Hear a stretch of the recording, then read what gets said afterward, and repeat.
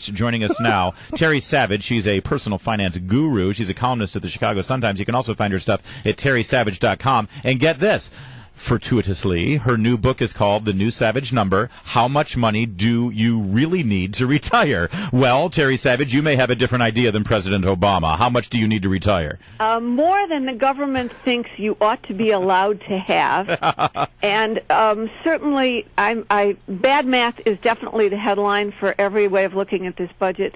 But this proposal to limit retirement savings, what they really want to do is say once you've put away about $3 million, that's enough. And I spend my entire life telling young people that if they would put away $2,000, only $2,000 a year, and the market invested in the market at historic average returns of around 10%, that in 50 years, they're in their 20s, I tell them when you're 50 years from now, when you're really old in your 70s, you would have about $2.5 million. Yeah. But that's not even enough. And that's the issue.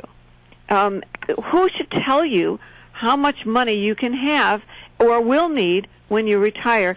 That's the principle of the thing, but the math is all wrong.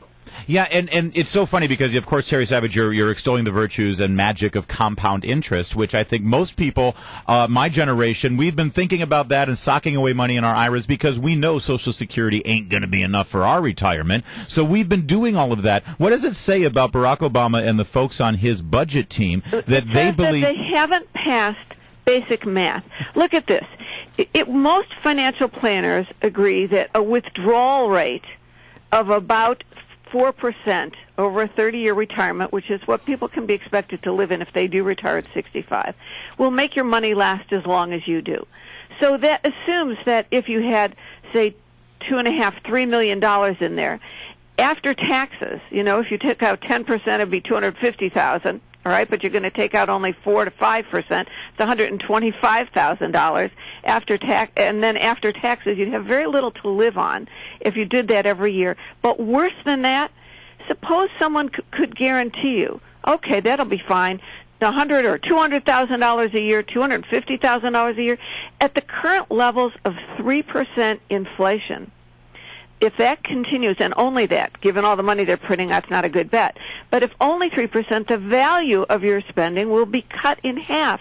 The buying power of your money will be cut in half in less than 25 years. So the government wants to take your money now and leave you with less, which they are making worth less and less over the years by printing more. And this is simply a proposal to grab a lot of money by limiting the amount people can save for their own retirement in a tax-deferred basis. It's a contrary investment, contrary work, contrary prosperity type of proposal. And it's just crazy. I mean, first of all, why do people put a lot of money in IRAs? Why? Because you get a tax break. Why do you get a tax break? You get a tax break because they wanted you to save. The government was trying to encourage you to save for your retirement because they understood that Social Security would not be enough. So you do that. You play by the game. You invest in your retirement. You get a little tax break along the way, and then you find out after all these years when you've been doing the right thing that they're going to limit the amount of money that you have in your IRA that you can spend when it's time to retire so they can tax you more. It's terrible. The implications of getting there are that if you put away, now you could put away $5,500 a year in your IRA. And so that's 2.5 times as much as my example. So you'd get over $7 million. It just historically, based on the average nearly 10% return of the stock market with dividends reinvested. If you did the $5,000 or $5,500 now IRA every year, you'd wind up with closer to $7 to $8 million. Presuming America still exists and the market does the same average that it's done over the last 50 years. That's appropriate. They've already said it's appropriate. Put away $5,500. Why are they whacking people over the head and saying, no, don't. We want you to be dependent on the government. Right. Well, that is the key there, and they're basically saying you don't need any more money than that. We know better for your retirement. Terry Savage is our guest. She writes for the Chicago Sun-Times, and also you can find her stuff at terrysavage.com. I don't know if you've looked at all. There's so much in this budget. It's huge. It's gigantic.